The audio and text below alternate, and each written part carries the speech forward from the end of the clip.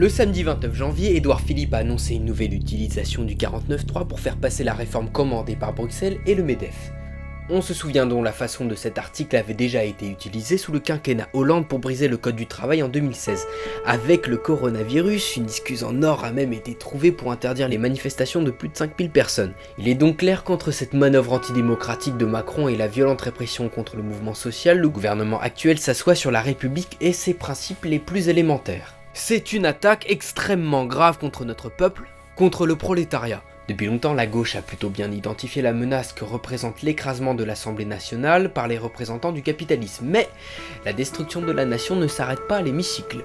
Comme le rappelait Jean-Pierre Chevènement, la République française s'est fondée en grande partie sur la base du triptyque commune, département, nation. À la suite de la Révolution française, les élections municipales, départementales et présidentielles sont d'ailleurs celles où l'on participe le plus, et de très loin, ce qui confirme leur ancrage populaire dans l'imaginaire collectif. On voit en ce moment même la casse de la nation tout entière avec une assemblée nationale considérée comme trop gênante pour le patronat.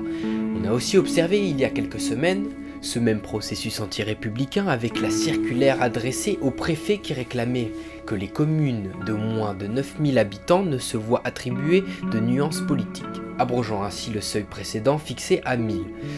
Même si cette circulaire a heureusement été rejetée par le Conseil d'État, les communes de moins de 3500 habitants sont tout de même exclues, ce qui exclut du même coup une grande partie de l'électorat populaire. Cela exclut aussi par exemple de nombreuses mairies communistes dans les zones rurales.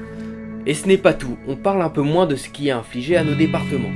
Par exemple, en Alsace, les départements du Haut-Rhin et du Bas-Rhin seront officiellement fusionnés à partir de 2021 en une collectivité européenne, c'est-à-dire dans ce qui se rapproche plus d'une euro-région, à l'image de ce que le MEDEF réclame depuis 2011 avec son manifeste « Besoin d'air ». Bon, cela peut paraître anodin, mais c'est en réalité très révélateur de la stratégie du capitalisme français depuis plusieurs années.